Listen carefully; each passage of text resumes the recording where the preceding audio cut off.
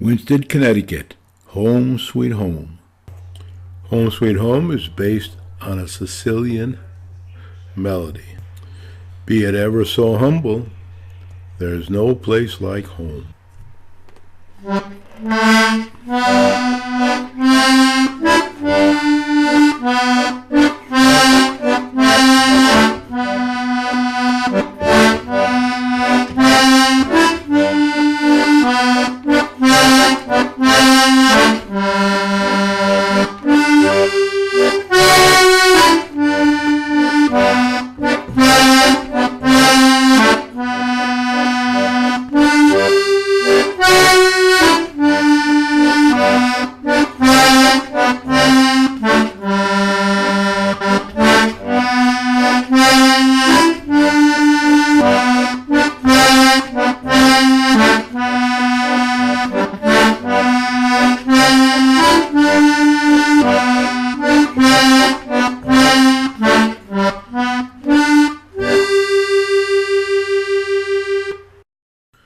This is episode 17 of Make Winsted Great Again.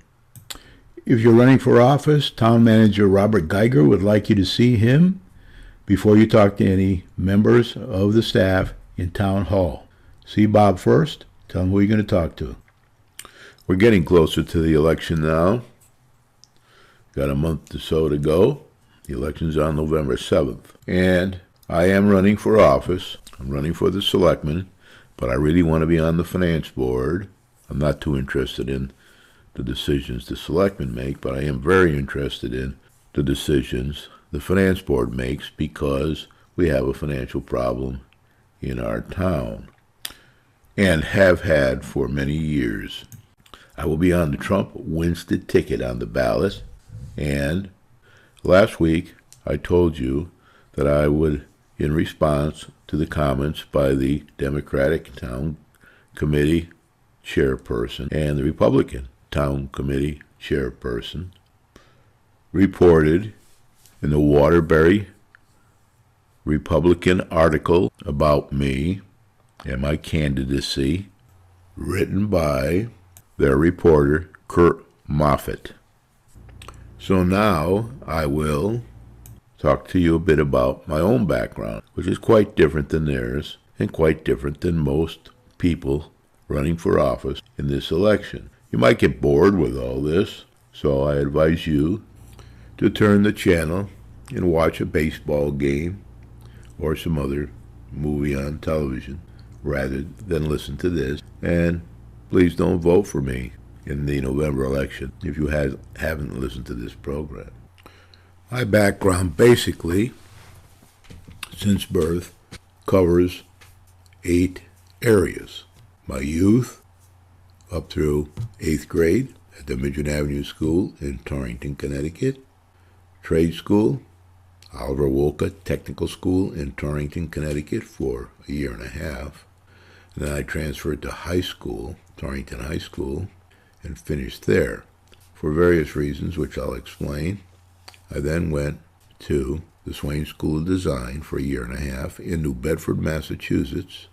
I then worked for G. Fox & Company in Hartford, Connecticut as a commercial artist for a year and a half before attending Kansas University in Lawrence, Kansas, majoring in mathematics, and then moving into the business world. I was accepted at law school, but decided not to go because I didn't want to spend 3 more years in school. And I didn't see myself as being a very good lawyer. But in those days, everybody wanted you to be a lawyer, a doctor, or an Indian chief. So I applied to the Kansas University Law School and was accepted. I interviewed around the country for jobs using my mathematical ability.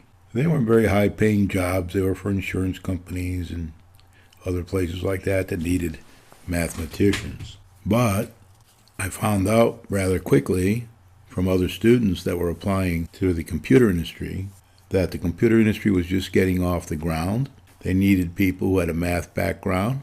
They also preferred people who had an artistic background and a math background. So I was very lucky. I just lucked into that. So I went to Kansas City, and I interviewed at IBM Corporation, International Business Machines, which was the big employer at the time, and I took their test, the IBM test. This test was given all over the country by everybody who wanted to hire computer programmers or potential computer programmers that had the right background and wanted to enter the computer business. And when I went to Kansas City, I flunked the test. So I went back to the Kansas University campus and asked a lot of people who had taken the test, what were the questions, do you remember, and what were the answers? Now, the part I couldn't pass had nothing to do with mathematics or computers. They wanted to know who a bull and a bear was on Wall Street and all kinds of questions like that. They wanted you to be well-rounded. And, of course, in those days, I didn't know any of that. A friend of mine, Joe Palmentero, had gotten a job with Douglas Aircraft in Santa Monica, California. He had a car, and he was leaving Lawrence, Kansas to go to his job at Douglas Aircraft. So I decided to hitch a ride with him. I went out to Douglas Aircraft with him. We rented an apartment, and I applied for a job at Douglas Aircraft. I got the job because they gave me the same test that I took in Kansas City when I applied to IBM, and I passed it with flying colors because I knew the answers. I remembered the questions and answers that I reviewed with the people at Kansas University. I was offered the job, and I had to pass a high-level security clearance examination by Douglas Aircraft. They went to my hometown and interviewed people and other areas that I had lived in around the country in the past. That was all scheduled to take 3 to 6 months. So during that period, I was placed into a programming school at Douglas Aircraft to learn the brand new programming language called Fortran, which was for mathematical type applications. There was another program being developed at the time called COBOL, which was more for business application development. Later in my career, I met the developer of COBOL, Grace Hopper. She was a Smith College graduate. She was old at the time and in the Navy. I met her when I worked for Sperry Rand on a trip to Washington, D.C., where she was headquartered. Douglas Aircraft was using the Bendix Q9 computer system for their application. And that utilized Fortran, so we all had to learn it before we could actually do any programs for the Skybolt missile application. I rented an apartment for Joyce and I in Venice, California. And while I was taking the course, President Kennedy canceled the Skybolt missile program. So everybody from the vice president of that division, as I remember, that was about 1,000 to 2,000 people, the whole section of the company that was working on the Skybolt missile program, except me. They sent me to a trailer outside, and I went into the trailer. There were several engineers there working and a manager. And I was there for about a month because they didn't realize that I was on the Skybolt missile program. During that time, I went out and I looked for a job. I interviewed around Santa Monica. I again took the IBM test and passed it admirably and was offered a job by an offshoot of one of the best think tanks in the United States at the time, the Rand Corporation. And that was for an application with the Air Force. The application was called the SAGE system, Semi-Automatic Ground Environment, where they monitored the aircraft in the air over the United States, looking for enemy aircraft, tracking all the commercial aircraft, flight plans, etc. I often wonder why this didn't catch the people at 9/11, but for one reason or another it didn't. But I was working with the Air Force, and that was in Phoenix, Arizona. Well, first I had, again, to learn another programming language to be able to work on the IBM 7090, which was one of their first machines. It had 16K of memory at the time. And, of course, it was all vacuum tube computers. And there was a duplex system in case one didn't work, they switched to the other. If a vacuum tube was weak on the computer, 1 and 1 didn't often equal 2. So you had to switch to the standby computer and use that while they found out why 1 and 1 didn't equal 2 on the prime computer. This computer was programmed in C, the C language, so I had to learn that. To correct bugs, we had to read dumps of binary and try to figure out what the problem was, then do a punch card and read it into the machine to correct the problem for the next mass test. And we had mass tests every day for a couple hours where everybody put in all their correctors to their programs and then they were tested. I spent my spare time on my own and wrote a program that threw out correctors, octal punch card correctors, from the online test if they weren't working properly and were goofing up those trying to test. Luke Air Force Base was a highly secure computer installation out in the desert, and you couldn't get in without having a top secret security clearance. When visitors came, they also had to have a top secret security clearance. So Joyce and I drove out there after I finished the programming test in Santa Monica, got my security clearance, and I worked there for a year and a half or so until I was offered another opportunity that paid more and gave me a lot more challenge, working at NASA in Greenbelt, Maryland, the Goddard Space Flight Center. This was on a UNIVAC computer, so I had to go to Washington, D.C., take another course while I was waiting again for my security clearance on how to program the UNIVAC computer. They used a different programming language than the other.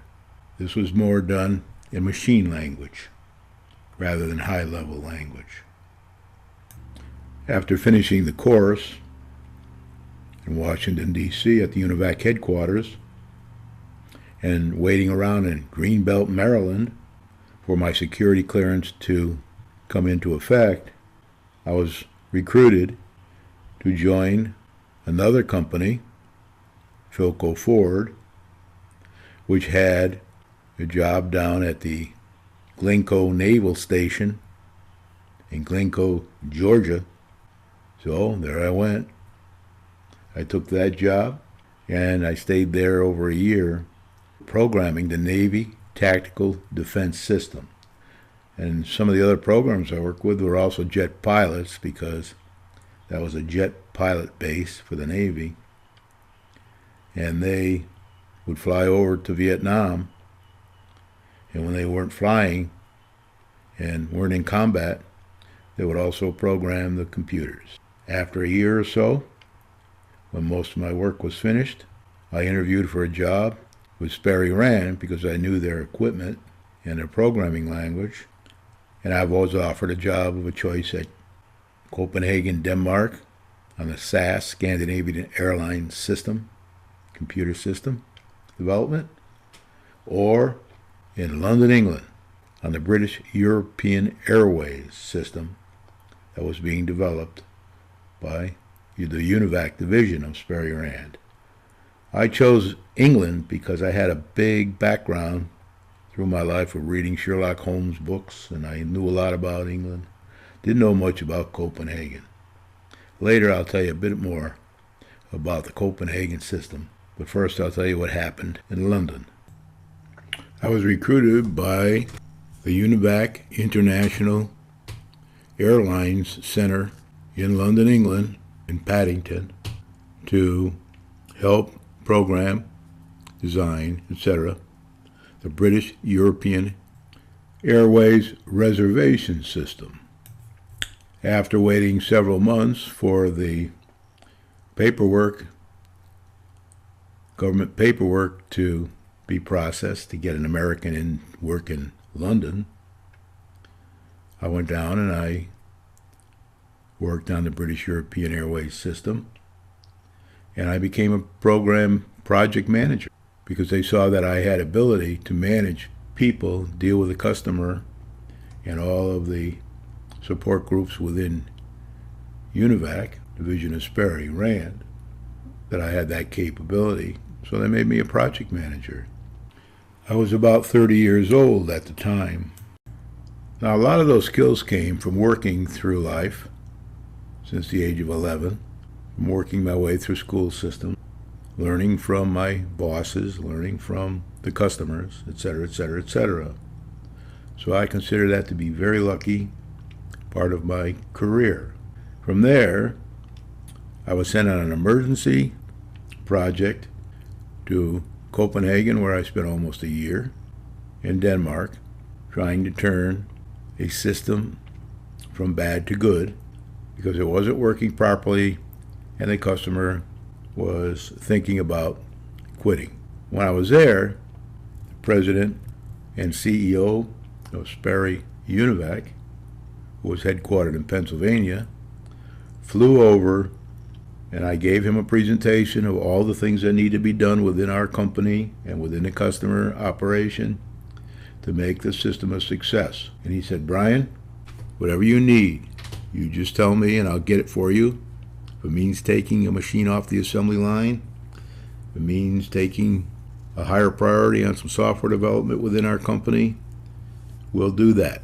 We'll get you what you need to save this customer." The customer had flown the CEO over on a Scandinavian Airlines plane to attend this meeting. He brought a whole bunch of vice presidents with him that were trying not to be blamed for the problems at Scandinavian Airlines. And that was a big step for me because from then on, whenever he had a problem, a customer in trouble, and they needed a good project manager or program manager to turn the situation around, he called for me and asked me to go here or there, hither and yon, at a moment's notice. And that happened quite frequently in the early days when systems were sold throughout the world, and quite frequently in the early days when systems were sold before they were properly developed and tested, and they needed a good project manager or program manager to turn the situation around, he called for me and asked me to go here or there, hither and yon, at a moment's notice to help save the customer. And the reason he wanted to save the customer, I did ask him why he wanted to save the customer. He said, because if we lose the customer, IBM will get all future airlines, future banks, future whatever business it is we lose. And it would cost much more money to get another one of these systems sold than it does to save the one that's in trouble. That was the beginning of my executive positioning in large corporations that needed my skills, my management abilities, my technical abilities, my dedication, my lifestyle, etc. That was the beginning. When that CEO of Sperry Rand came to visit us at Scandinavian Airlines, saw my presentation, and knew that he needed that kind of skill throughout the company. My work at Scandinavian Airlines led UNIVAC, Division of Sperry Rand, to have me project manage the installation in Rome, Italy, of the CETA high-level network. CETA stands for a group of 11 telecommunications companies that had a network connecting all their information, and was called Societe International Telecommunications Association. Joyce and I moved to Rome. We stayed there for 6 months or so, maybe a little more or less. Got the project off the ground and almost to completion when I was asked to go back to London and be the Director of Planning and Control for the newly established UNIVAC International Real-Time Center in the Paddington section of London. We serviced many airlines around Europe, Germany, Iberia, Lufthansa, all these airlines, with a real-time operating system that was designed by the famous designer Ed Mack at the time. And I was the Director of Planning and Control, trying to plan everything, get everything done on time, go to customers when they got in trouble, all that kind of thing. It was a big step forward for me.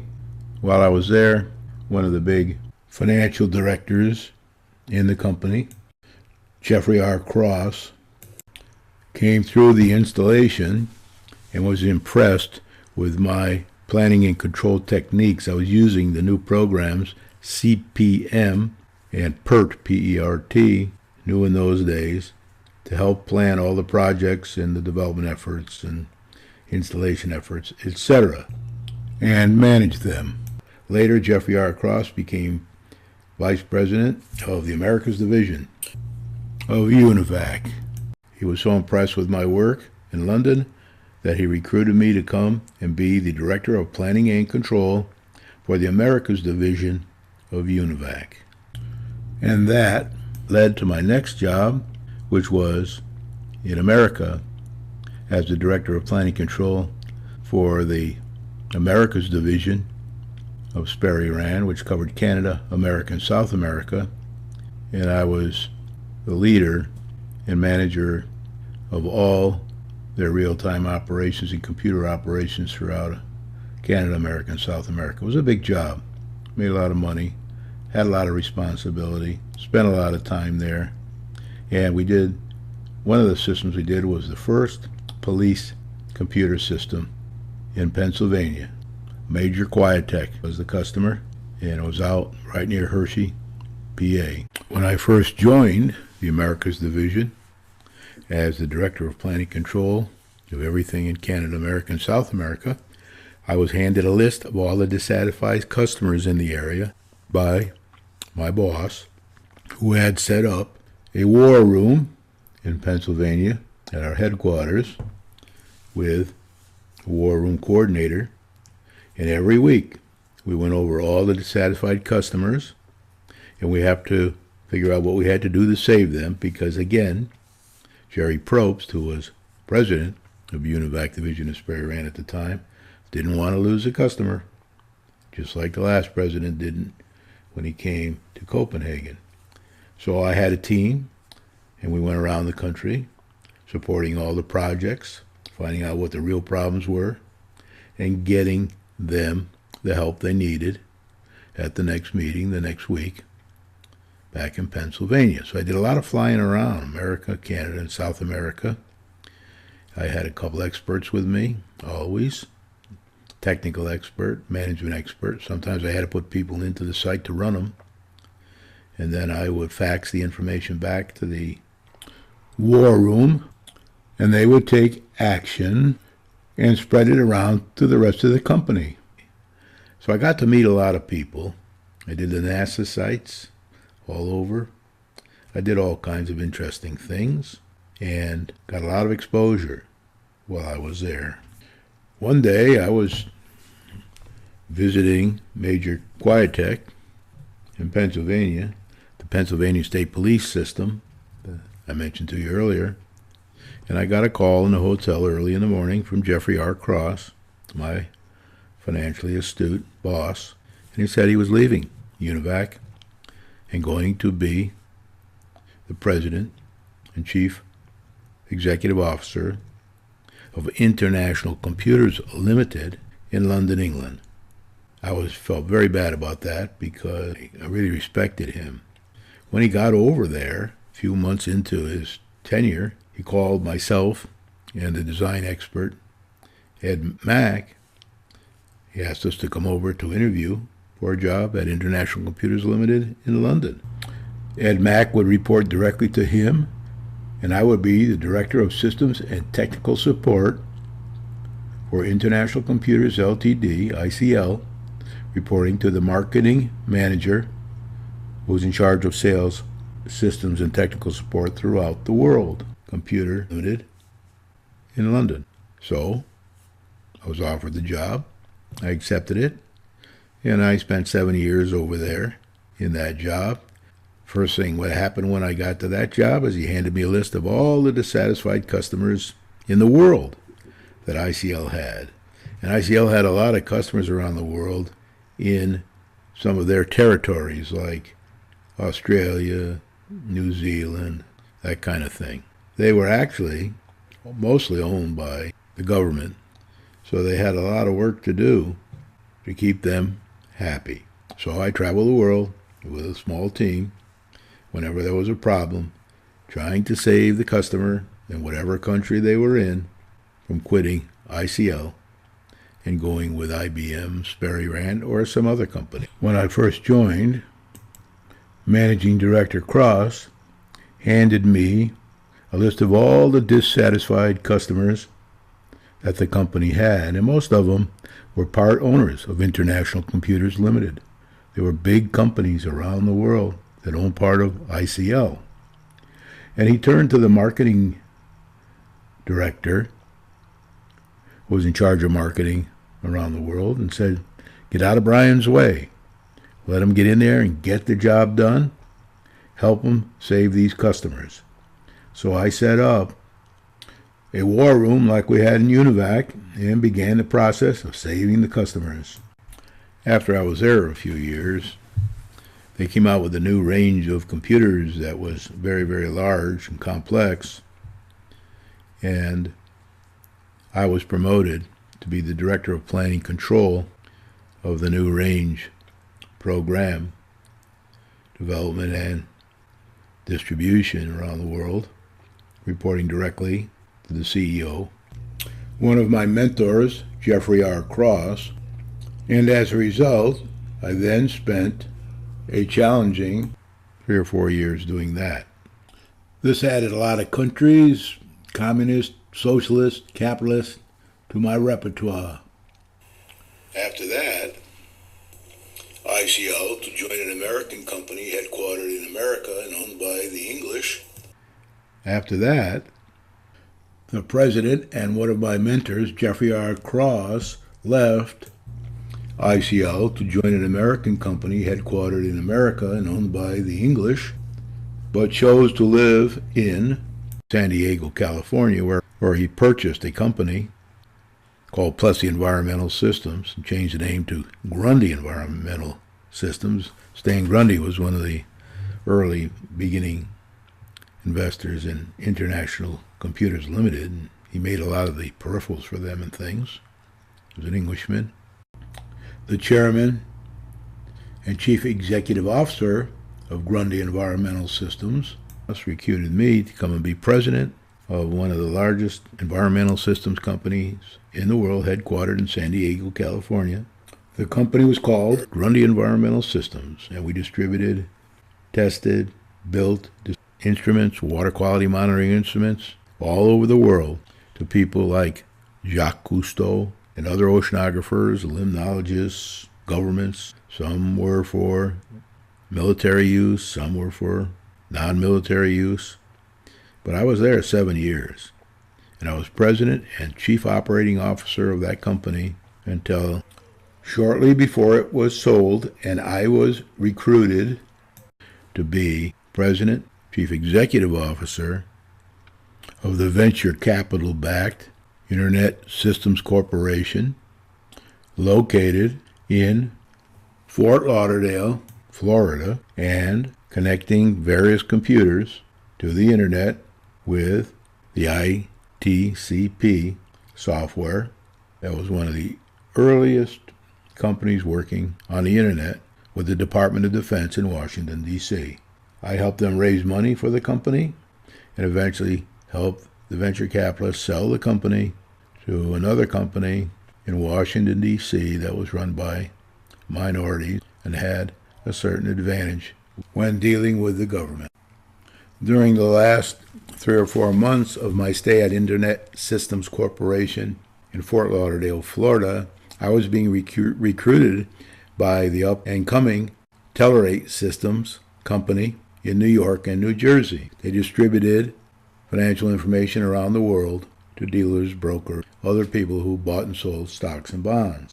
When Internet Systems Corporation was sold, there was no need for me, so I went for a few months while Telerate was making up their mind and trying to get permission from some of their stockholders to hire me.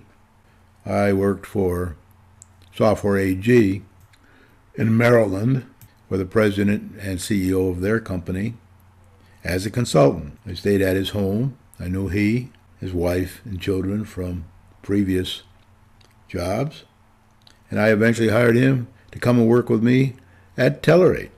So it's a small world when it comes to the computer industry that's fast growing and really mushrooming and offering opportunity to everybody all over the world that's qualified and willing to participate. Once Telerate made me their fine offer to come up and be the head of all their worldwide computer systems, headquartered in New Jersey, I was offered a job at Software AG, but turned that down to go to Telerate, move the family to Princeton, New Jersey from San Diego, California, and I was with Telerate for about 7 years and was highly thought of there. Got a big raise when the contract was up and they renewed it. But they were finally bought out by Dow Jones, and I worked for Dow Jones Telerate for a while. Then I was relieved of my contract, and I got another job shortly after working for NYNEX. People who knew me at Telerate, some of the people who did work for Telerate, recommended me to the vice president of computer systems at NYNEX before it was part of Verizon. So I was brought in to run their computers. They had somebody who actually ran the computers and the computer operations, but I was in charge of the worldwide software and distribution and all that kind of thing when I was there, reporting to the vice president. I was a director in that company. And when I left there, because they were bought out by Dow Jones and didn't need me anymore, I was recruited by another former contractor, and that was now the head of the IRS in Washington, D.C. So he asked me to come down for a couple of years with my small team of experts, designers, project managers, technical wizards, etc., consult to them and help them get through the year 2000 with the biggest real-time computer system in the world that the IRS has. Worked a lot in Maryland with them on that, but also in Washington, D.C. So Joyce and I moved down to Washington, D.C. for a couple of years. When that contract was up and they got through the year 2000, I then worked for a company that was rapidly growing in the software distribution around the world, setting up websites for people. I traveled quite a bit, again, trying to help them get customers working properly in England and America and other places. From there, I retired. I became vice president of that company before I retired, but the hecticness of me running around the world and a little bit and then this and that was a little too much for my family, so at the age of 62, I decided to retire and come to our house. It used to be a cottage, but we grew it from year to year into a year-round home at Highland Lake in Winsted, Connecticut. That was in 2002. Since then, I've been trying to help everybody in town grow the grand list. I had to try to help people get permits all over the place because it's difficult to get permits, especially on the lakes and Winchester in our town. I tried to help the conservative Democrats. I tried to help the Republicans. I tried to help the unaffiliated and the Taxpayers Association, and I got a lot done. But I didn't get done as much as I wanted to, so now we're running for office, and if there's enough people that win seats in this election, that I think I can work with to get something done, then I'll serve for 2 years if I get elected. If I don't think I can get anything done because the wrong people are elected with me, then I won't accept the position, and it'll go to the next highest vote getter, I guess, one way or the other, because I don't belong to any political party. Now remember, 50% of our voters in this town are unaffiliated. 25% or so are Republicans, and 25% are Democrats, and then there's a few here and there, 50, 60, that are in the independent party. And so I don't want to sit there for 2 years with a lot of people who don't ever get anything done. I don't want to see the town keep going backwards. I don't want to be that close. I got other things to do. I'll finish writing my book, Life in the Fast Lane, and I'll probably finish writing my book, The Financial Implosion of a Small New England Town, and spend my time helping other people around the world that do accept my advice, don't give me a hard time, and want to get things done. I don't have too many hobbies now. I walk a lot. This program, one way or another, with different names, has been going for 15 years or so. I probably won't do any more programs after the election, unless some emergency arises. I do them at my home. That's why you don't see my picture up anymore, because it's easier for me to do it at home in my own time than to organize time at the studio and get all the cameras set up and blah, blah, blah, and then edit it. I did learn how to edit from the local charter station.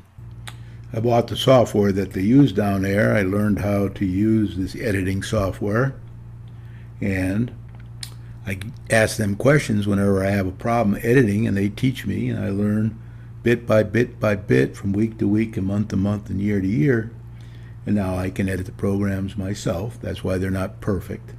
I also record at all times of the day and night, so sometimes you'll hear my voice sound a little funny because I either got up early or I stayed up too late. So anyway, that's what we're doing now, is we're going to try to trump Winsted. Whether we can or we cannot, we'll know. I went down to the town hall today after I saw a Democratic sign in someone's yard that said they were in row A on the ballot for November 7th, the election at Pearson School. So I went down to the town hall and I said, well, where am I? And they said, well, you're on row D, but you're also on row C because you've been endorsed by the Winsted Independent Party. So that's where you'll find me when you go to vote. If you do go to vote, that's where you'll find me. I'll be the first in the row on both C and D. Don't ask me why. But I'll be the first in each row. And they draw usually for numbers 1, 2, 3, 4, 5, etc. in each row. I didn't go to that drawing, although I was invited, because I didn't think it was that important for me. But of course, on the Winsted Independent Party, there are 3 candidates. Somehow I came out number 1. Somebody else was 2 and 3 in the row. Must have been drawn that way. On the Trump-Winsted Party, I'm the only one running. So I'm number 1 in the row. So look for Brian M. O'Haron, either in the Trump-Winsted Party or in the Winsted Independent Party, and you should find my name to check if you do want to vote for me. But if you want business as usual, and you don't want the town to do better, but to stay status quo, as we have been ever since I retired here in 2002. Matter of fact, we got worse instead of better. Then don't vote for me. Vote for the others. I'm going to tell you now some of the people that I, as an individual, will vote for. I haven't totally made up my mind, but I know that I'll vote for Tard Oshalowski. I will vote for him with my own personal vote.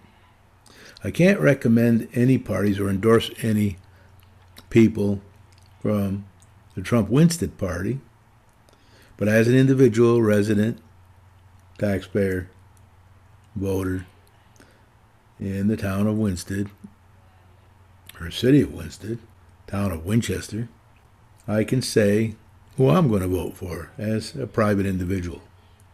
So Todd Archelashi will be number one. He's a Republican running outside the party as a petitioning candidate. He has name recognition and he'll want to do the right thing for the town. His father used to be a police chief and other things in this town, and Todd means well, so vote for him. Jerry Martinez, who's a conservative Republican running on the Winsted Independent Party ticket and not backed by his own party. He's in a minority on the Planning and Zoning Commission, but he can do a lot of good as a selectman because he knows how to add and subtract. Will be number two. I like Candace Bouchard. She's a conservative Republican who's done a lot for the town when she was mayor and when she was on the board before she was mayor. She's numerate. She has a balance. She knows how to handle money. She knows how to add and subtract, but she also knows how to help the town out by doing jobs around town, helping to clean things up, working with the Friends of Main Street, all that kind of thing. So, perfect? No. But of the candidates, one of the best. On the Democratic side, I only like one of the candidates, and that's Selectman Bork, because I think he's got the right idea. He was a businessman. He asks the right kind of questions. He even asks a question to me once in a while, and I try to give him the answer. But I think he can help. So if you elect these four people with me, I think we can do good for the town. We can help Bob Geiger, the great town manager we have now. We can have him help us find the next town manager when he doesn't want to stay any longer, if that occurs during our tenure. We can help the finance director, and we can try to implement many of the planks on my platform and to operate with my deportment promises. Now, I'm sure they don't agree with all of the platform or the deportment promises, but I'm sure that they'll work as a team to try to do the best for the town. They don't have a lake to preserve. They don't have a Winchester to preserve. They're trying to work for the best of the town as a whole. And they're not in my backyard people, like the people at the lake are. Many of them, not all of them. Most of them aren't. But the ones that get in office are not in my backyarders. And the same with Winchester, the town of Winchester. Most people up there are well balanced, but the ones that get into office tend to be not in my backyard development type people. And that's hurt us. It's hurt the Grand List. It's hurt the whole town over the years since I've been retired in 2002. It will continue to hurt the whole town unless you do something about changing out the current finance board, which is, of course, the Board of Selectmen. You don't need somebody who can't vote on 61% of the budget and has to recuse himself and leave the room when they discuss it. That's the school budget. You don't want somebody who's been in there for 12 terms or so, give or take, and the whole town has imploded during that 12 years, or 12 2-year periods. That's 24 years. That's a long time. You have other people that are running that are very nice, most likely as individuals, but they're not good for the town because they don't have enough experience. They don't have the kind of experience that I've got and that the town needs to help Bob Geiger and Bruce Stratford and the fine financial team we have now in place to manage, protect, and help spend our money. What we do need to do is get more revenue in town. You can read a lot of articles in the paper about the sidewalks being bad and we need 6 to 8 million for that, and the schools being bad and we need a whole bunch of money for that, and the roads being bad and we need a whole bunch of money for that. But then you get them come to a selectman meeting one time last week or 2 weeks ago or whatever, and they didn't even have an agenda. They were thinking of canceling the meeting. You always see what the expenditure problems are, but they never tackle the revenue side in their finance board and selectmen meetings. It's not number one on the agenda like I would like to see it be. That's for sure.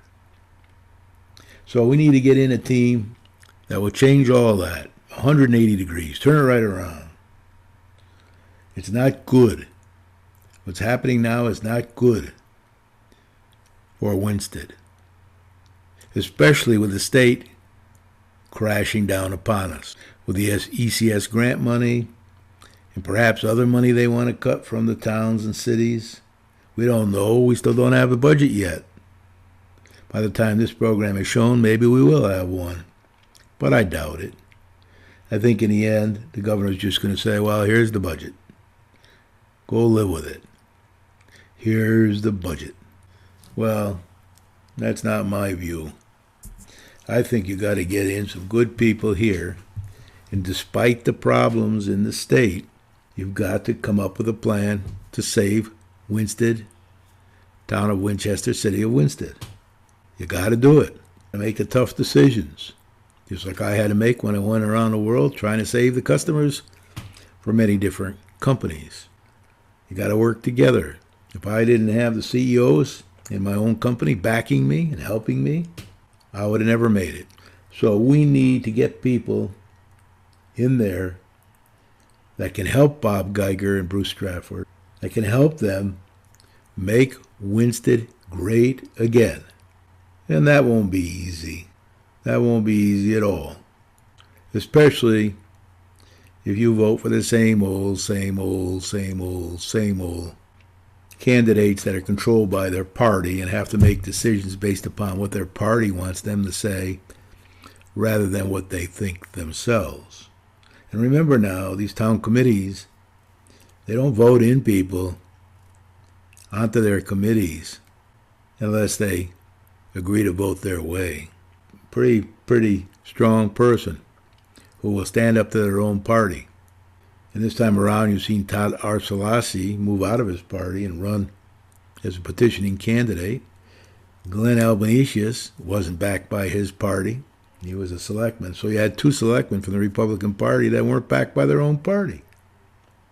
Now, it's a little different on the Democratic side. They had one person drop off, and they're putting up a name recognition candidate in his place, because they still believe, and I believe too, that name recognition, not financial astuteness, is how you win elections in Winsted. It's kind of similar in Torrington too, from what I see. So nothing's easy. It's all very difficult. But it's up to you. It's up to you, the voters, to see through all this. I recommended some people to you. If you vote for them and you vote for me, then maybe we can get something done here. And maybe we can't. We still won't have much control over 61% of the budget, which is the school systems. And on my platform, you'll see, tied for number 1 with growing the grand list is resolving the exorbitant expenses in our school systems. 2 superintendents, 2 this, 2 that, sometimes 3 of things. If you include the town, 3 maintenance departments, 3 purchasing departments, 3 receiving departments, that kind of thing. So let's go. Let's vote right this time. Don't follow the leader. Don't be like sheep. They're counting on you. counting on you to be like sheep. Just look at the Democratic sign. The Democratic sign says, let's keep things going the way they are, basically. And that's not my view. I think we need to drain the swamp.